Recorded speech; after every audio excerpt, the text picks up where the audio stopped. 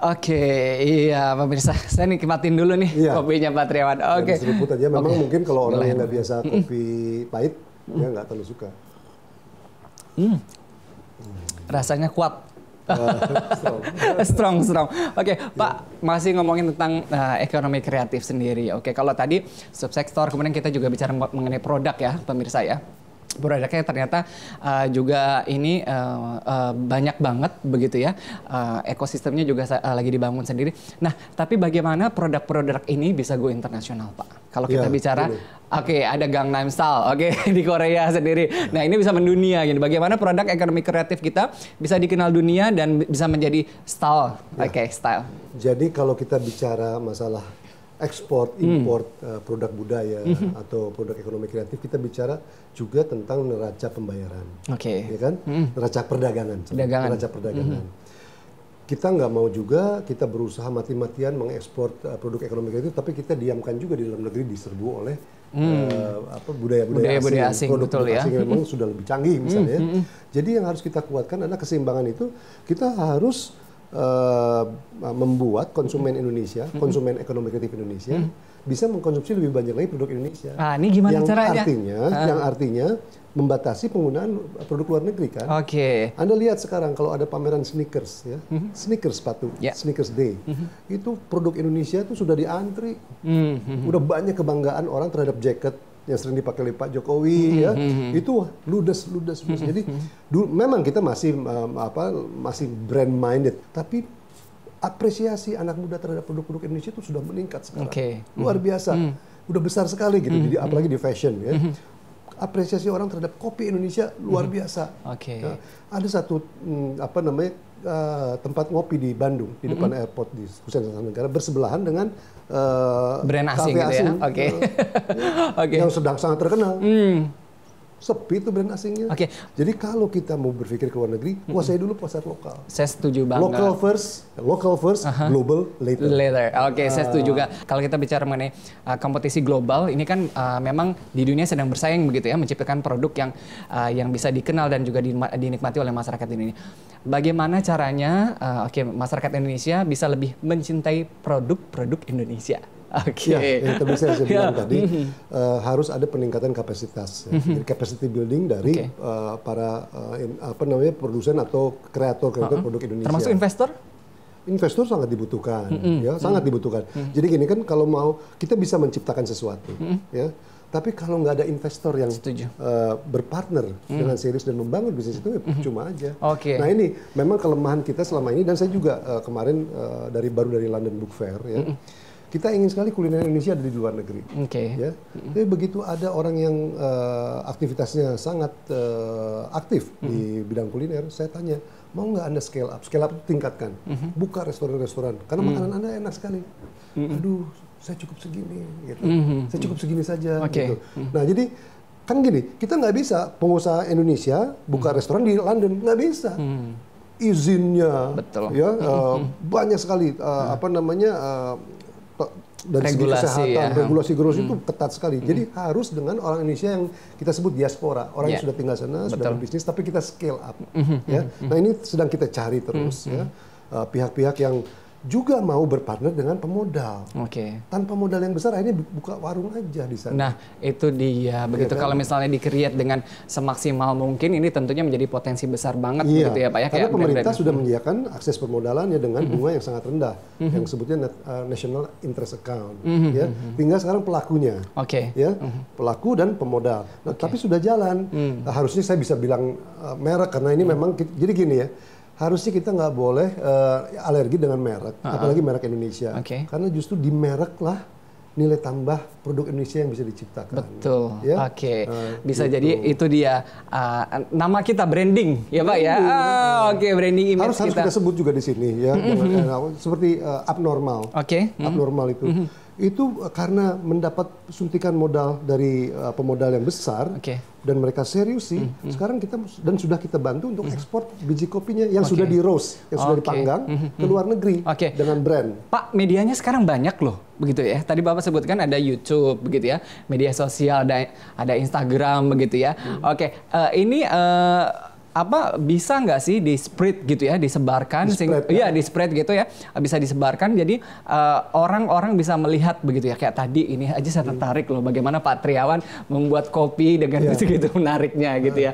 Oke, ini bisa menjadi sudah dilakukan belum sih oleh pelaku kita sendiri untuk memasarkan produknya ke dunia begitu ya dengan media yang sekarang begitu terbuka. Ya, jadi dengan era media sosial sekarang kan udah nggak ada border, udah borderless. Betul. Pasang dari Klaten di Instagram dilihat di London. Setuju. Ya kan? Sekarang tinggal bagaimana tadi yang saya katakan ekosistem dalam pembuatan produk tersebut, distribusinya gimana, packagingnya bagaimana, ya siapa distributor kalau di luar negeri.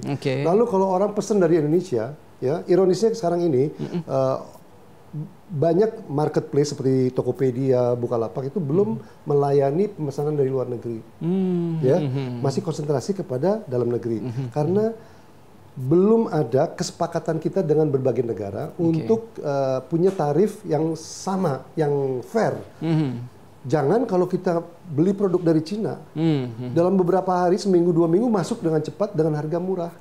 Nah, produk sebagus apapun juga, kalau belum punya kesepakatan dengan negeri tertentu, begitu dipesan, lama sampainya, biaya masuknya tinggi yang harus ditanggung oleh konsumen. Ya, nah hal ini yang mesti beres. Itulah ekosistem logistik, delivery itu ekosistem yang harus kita bereskan. Jadi nggak cuma bikin produk bagus.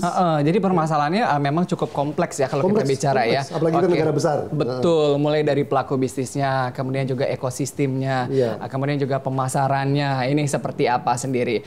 Tapi Pak Triawan, kalau misalnya kita lihat sendiri bagaimana sih pelaku-pelaku ini kan termasuk seni pertunjukan, ini juga bagian dari backcraft sendiri begitu ya. Ini bagaimana pelaku-pelakunya sendiri mereka yakin begitu ya akan produknya, karena sebagian Pak katanya ini ya ada yang cenderung bahwa ini belum bisa menjadi satu penghasilan begitu ya. Yang kata bilang kita bikinnya warung-warung kecil aja deh gitu ya. Belum berani untuk membuat satu yang besar begitu. Untuk seni pertunjukan maksudnya khusus. Seni pertunjukan saya pikir sudah ya. Sudah luar biasa di Indonesia itu ya. Sudah luar biasa. Kita lihat bagaimana artis-artis terkenal Indonesia kalau bikin konsep dengan harga tiket yang bersaing dengan produk dari luar, artis luar, laku cepat habis. Gitu ya, Pak ya. Itu sudah. Cuman yang kurang adalah gedung pertunjukannya sendiri. Kita harus memiliki gedung pertunjukan yang representatif, yang punya kapasitas besar, akustiknya bagus, ya, parkirnya luas, ya, ada terletak di tempat yang sangat aksesibel. Nah, konser-konser besar itu harus bisa dilakukan di tempat-tempat seperti itu. Nah, ini yang harus kedepannya kita bangun, infrastruktur. Ya, confidence masyarakat terhadap artis kita sendiri sudah sangat tinggi. Anda tahu sendiri kan? Iya, betul. Kan? Malah artis-artis luar yang datang itu kan biasanya artis-artis yang sudah tidak terlalu terkenal, yang sudah lewat masanya baru datang ke sini ya. Karena kalau bersaing dengan artis yang sangat sangat terkenal dari luar, promotor kita belum mampu untuk membayarnya karena tadi tidak ada gedung pertunjukan yang bisa menampung jumlah penonton besar. Ya. Tapi untuk artis Indonesia, band Indonesia, itu udah luar biasa kok itu pendapatan mereka. Yang kasihan justru pencipta yang tidak bisa perform, yang tidak bisa nyanyi. Ya. Mereka mencipta lagu bisa, ekosistem dibutuhkan untuk membantu mereka agar pendapatan mereka terus meningkat. Kalau mereka bisa nyanyi di lagu sendiri, ya di gedung-gedung di luar kota itu luar biasa. Para artis ini setiap hari punya kegiatan show di mana-mana. Gitu. Nah, pemirsa bicara mengenai tadi seni dan juga budaya kita yang heterogen, ini seharusnya menjadi potensi. Kalau pernah dengar nggak lagu Despacito? Nah mungkin Anda pemirsa lihat di YouTube ataupun Instagram ini viewersnya bisa puluhan juta bahkan ratusan juta sendiri begitu ya. Miliaran begitu sendiri. Ini lagu itu sendiri versinya banyak, ada versi Jawa, Batak begitu kalau kita lihat sendiri. Nah, bagaimana tadi ya kalau mengenai seni ya pertunjukan sendiri. Ini kita bisa kreatif, bisa dilirik, kemudian juga masyarakat dunia sendiri menciptakan versinya dari produk aslinya di Indonesia sendiri. Pernah nggak Pak ada seperti itu? Lagu atau seni pertunjukan? Lagu. Lagu. kita lihat lagu Asian Games sudah dinyanyikan di mana-mana. Oke. Ya kan? Betul. Jadi itu memang tergantung dari bagaimana kita mempopulerkannya, mempromosikannya. Ya. Jadi kita juga harus hati-hati dalam mengawasi anak-anak kita dalam mengkonsumsi lagu-lagu luar. Perhatikan liriknya, kan? Kadang-kadang kita nyanyi-nyanyi nggak taunya liriknya lirik dewasa. Setuju. Nah, bagaimana kita mempromosikan itu tadi, kalau ekosistemnya sudah terbentuk, ya itu dengan mudah kita bisa. Sekarang ini banyak sekali dana-dana yang sebetulnya harus bisa dinikmati oleh para pencipta lagu Indonesia, mengendap di YouTube, mengendap di Facebook, karena mereka tidak tahu kepada siapa uang-uang itu harus ditransfer, karena tidak terdaftar. Karena itu sedang kita buat sebuah sistem big data, di mana setiap pencipta, kalau dia mendaftarkan lagunya, akan bisa diketahui di mana saja di dunia. Ya, termasuk juga nanti dihubungkan dengan Ditjen Pajak, dihubungkan dengan bank-bank, supaya mereka tahu kalau mereka butuh modal, sudah ada rekor dari pendapatan mereka setiap tahunnya berapa. Ini luar biasa, artinya ekosistem kemudian juga regulasinya sudah disiapkan oleh Badan Ekonomi Kreatif. Semoga ini bisa menjadi potensi yang besar sendiri begitu. Nah, pemirsa, kita bicara mengenai Pak Triawan Munaf, tentunya Anda juga kenal, beliau juga pernah menjadi musisi juga. Nah, kita akan ngobrolin tentang ini sendiri. Tetap bersama kami di Toko Kita.